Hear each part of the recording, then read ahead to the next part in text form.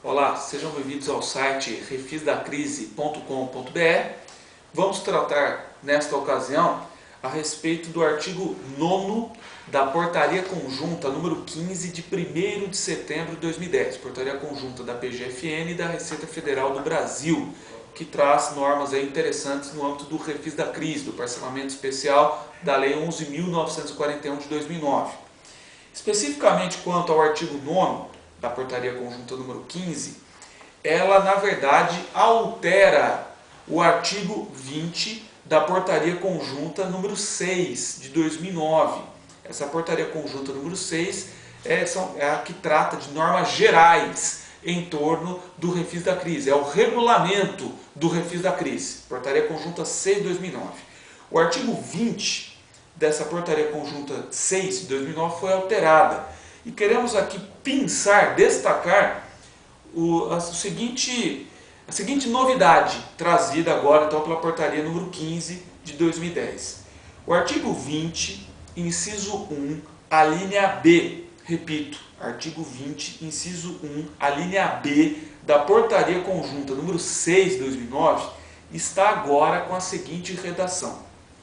Relativamente aos pagamentos e parcelamentos de que trata esta portaria, refis da crise, compete ao titular da unidade da PGFN, então o procurador seccional da Fazenda Nacional, ou titular da unidade da Receita Federal do Brasil, vamos pensar aqui o delegado da Receita Federal, do domicílio tributário do sujeito passivo, compete então a essas autoridades, conforme o órgão responsável pela administração do débito, entre outros atos. Inciso 1, apreciar a linha B, atenção, requerimentos de retificação ou de regularização de modalidades.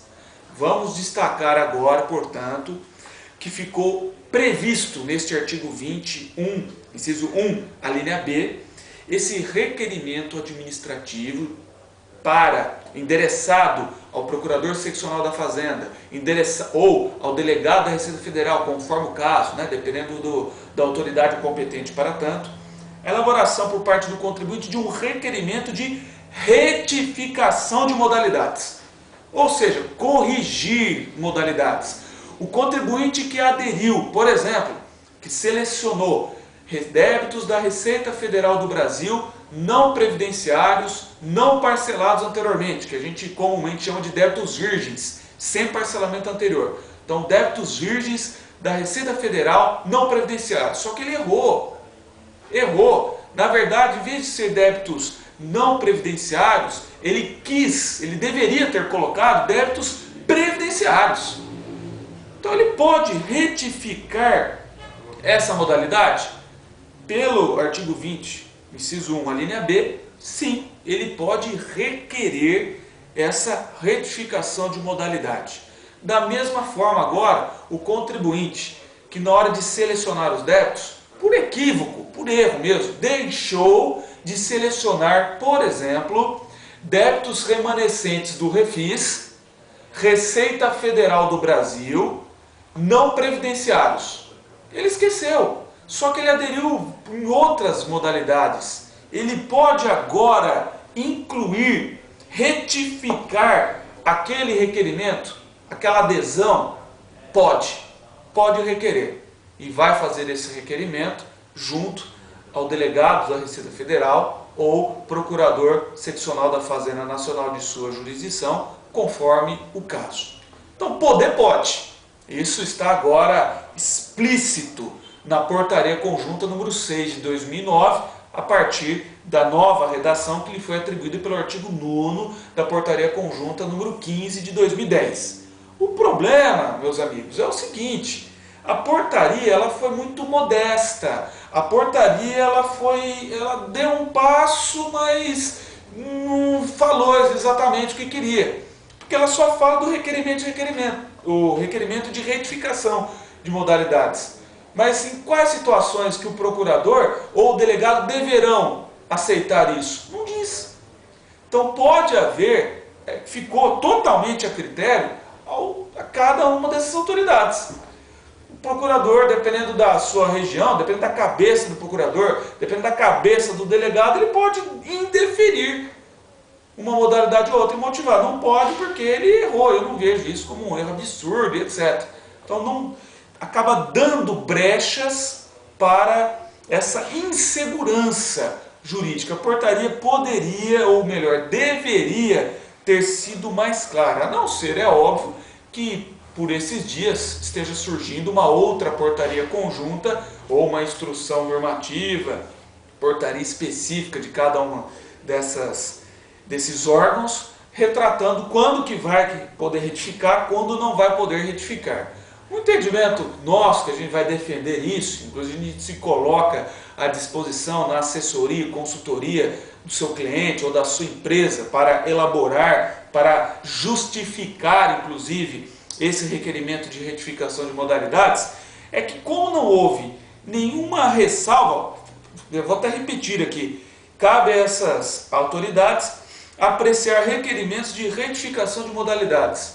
Então, na minha opinião, implicitamente está escrito que cabe a retificação de modalidades, em qualquer situação. Porque eu acredito, né, a gente defende que a administração pública, isso não é entendimento nosso, é princípio geral de direito administrativo, de direito público. A administração só pode fazer aquilo que a lei permitir. Por outro lado, a administração ela não deve fazer aquilo que a lei não autoriza, né? Princípio da legalidade. Então, negar a retificação deve ser fundamentado por parte do delegado ou por parte do procurador. Então, ele que vai ter que jogar essa justificativa. E essa justificativa, entre o que eu estou falando, deveria estar na lei. E não pode, então, na minha opinião, um delegado ou procurador negar essa retificação de modalidade, tendo em vista que o contribuinte não, por exemplo, não recolheu a DARF correspondente a este código. Não concordo. Por quê? Não tem previsão legal para esta vedação. Não tem. Outro problema que pode surgir, e aí já entraria num campo mais nebuloso ainda, uma hipótese do procurador ou do delegado condicionar essa retificação ao pagamento retroativo das parcelas, desde o momento da opção. Então, por exemplo, o contribuinte faz o requerimento agora em setembro, para incluir uma modalidade até então não prevista. Vai lá o procurador e fala, sim, mas desde que recolha as parcelas mínimas desde novembro de 2009, recolha de uma vez só. Pode ou não pode? De novo, entraria a princípio a resposta, não pode, porque isso não está na lei. Por outro lado, aí entra também uma sugestão que nós sempre demos nos nossos vídeos, inclusive para os nossos clientes, da importância, pessoal, da super importância no momento da indicação dos débitos, cujo prazo venceu no dia 16 de agosto de 2010. A gente sempre orientou, pessoal, na dúvida, aponta esses débitos nos formulários. Ah, mas eu não aderi a essa modalidade. Coloque isso. E agora acho que é um argumento a mais para conseguir êxito nesses requerimentos de retificação. Então ficam essas observações sobre esse assunto de bastante valia para os contribuintes.